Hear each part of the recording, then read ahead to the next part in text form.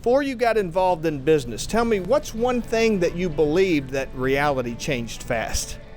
I think the biggest thing that changed once I got into business for myself was I thought I would be able to start a business and grow it and have all this cash flow. What I didn't realize is growth is extremely hard to manage, both on an inventory level, on payroll and cash flow level, and then actually having the money to expand and grow is very difficult.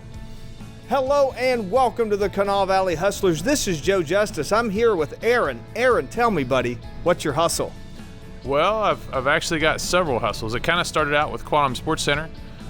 We have two locations, one in Hurricane and one in Kanawha City. That kind of grew into Quantum Custom Threads. We had so many customers that were requesting uniforms from us, so we opened up a t-shirt and apparel business. And then we had some extra space in our warehouse, and we didn't know what to do with it, and we already did indoor parties, so we thought, okay, let's do outdoor parties. And then Quantum Party Rentals was born, an outdoor inflatable tent, table, and chair business.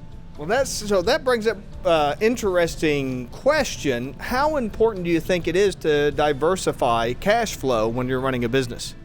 I think it's very important to diversify your business risk and have multiple revenue streams on a regular basis. On top of that, we own two seasonal businesses. So managing seasonal revenue and expenses is extremely difficult. So what we've done is we've purchased and started a seasonal business in the winter, and then we picked up party rental business, which is a seasonal business in the summer. So we've actually been able to stabilize cash flow throughout the year, and it's been very helpful to our companies. And how long have you been doing this? We started Quantum Sports back in 2007, and we grew that to two locations and opened up the Kanawha City location in 2014. And then we started the outdoor party rental business in 2018. I think the t-shirt business started somewhere in 2008 or 2009. Now, when you first got started as an entrepreneur, what type of problems were you solving? Every day there was a problem. Small problems, big problems, licensing, understanding what different state codes there were to run different types of businesses. When we started the party rental business and started doing indoor birthday parties, we didn't realize the inflatables had to be inspected. So there's always a problem, and it's different every day. So I feel like I'm a professional problem solver. That's my job. Now, I know a lot of people that talk to business owners and entrepreneurs like to say that there's no such thing as problems, just, solutions waiting to be discovered. But I've found that there really are real problems that you have to deal with in real life, right? Oh, absolutely. Sometimes there aren't solutions, and the solution that you come up with, you don't like, but it's the only way to move forward. So tell me, what was a mistake that you made early on, and what did you learn from it? I would say the biggest mistake that I made is I wasn't ready for growth. There's a lot of things that you need to put in place and a lot of people you need to have in place in order to manage growth. And our party rental business went from approximately $380,000 to $1.2 million in sales in a matter of 3 years. And that growth was extremely hard to manage. And we made a lot of mistakes along the way, made some customers unhappy because we weren't properly staffed for that type of growth. So, that was probably our biggest mistake, is allowing the company to grow that quickly and not turn away business. For early level entrepreneurs, people who are just getting started, do you have, going through all that, do you have any key insight that's like a big picture vision that every entrepreneur should possess? I would definitely have a business plan and have a strategy for each level of growth that you want to experience and what it's going to take to get to the next level. If your business is at $500,000, you need to have a plan for it to stay at $500,000, but if you want to grow it to $750,000, you need to think about all the different aspects and changes that you'll need to make to that business in order to sustain the additional revenue on a regular basis. Talk to me a little bit about some common misconceptions that the public might have about your industry. Well, we are a recreational sports business, and a lot of people don't realize the cost that we have. You'll go out and play recreational soccer for $60. Well, you can't come play indoor soccer for $60. You know, we have major overhead with our facilities. We have huge utility bills on a regular basis, and our insurance is also extremely expensive. So a lot of people question, well, you're just making all this money, you're charging us more. That's not the case. Our expenses are triple, if not quadruple, what normal expenses are for recreational sports. Tell me, what kind of current challenges are you running into in 2026? Is it staffing, funding, or something else? I would say definitely in 2026, our biggest issue has been staffing.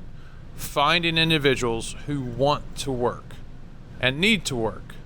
I think a lot of government subsidies has people rather staying home and getting paid by the government than coming to work on a regular basis. It's really sad. You know, some weekends we'll have 4 and 5 employees just not show up. And I just don't understand it. You know, if you get a job and you come to work, why don't you want to keep your job? It just doesn't make any sense to me. But that's the current culture that we live in.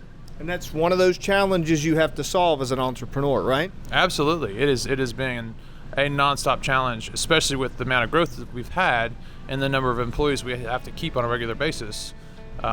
Finding those people available that are good, healthy individuals that will show up every day has been extremely hard to find.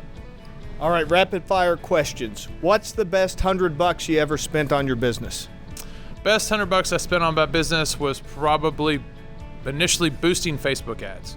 I didn't realize the amount of boost we would get from a smaller amount of money, and we had an event that we boosted, and we sold out of that event. So I was pleasantly surprised with that money I spent. Looking back over the years, what was the biggest waste of money? Biggest waste of money that we've ever spent. That is probably going to be some of the CRMs that we've purchased. They haven't been all that good, and a lot of the stuff that was promised that would help our business grow really didn't work. And those CRMs are not cheap. They're very expensive. So make sure you do your research when you're looking for a CRM for your business, and you don't overspend, and it actually delivers. It had to take a few tries before you got one you liked? Yeah, it did take a few tries. We do have a CRM for every business style that we own, and we're very happy with the production and the results from those CRMs. As a business owner, how do you differentiate between being cheap and being thrifty? Well, I've found that neither one works, that you have to spend the money because, especially in my businesses, there's a level of safety that's required for the kids. And I've never found a way to cut a corner that doesn't cut safety. So we have come to the mindset that spend the extra money, it's going to create a safer environment for your customers, and hopefully keep your insurance costs down. What is one skill that every entrepreneur should possess? The biggest skill that I have probably had to deal with is staying calm under great amounts of pressure.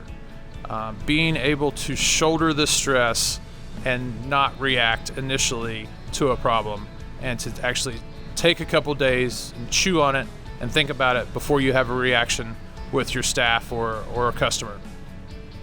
So as we're kind of wrapping up here, tell me, Aaron, what is one belief, one principle, one ideal that you stand behind even when everybody tells you that you're wrong?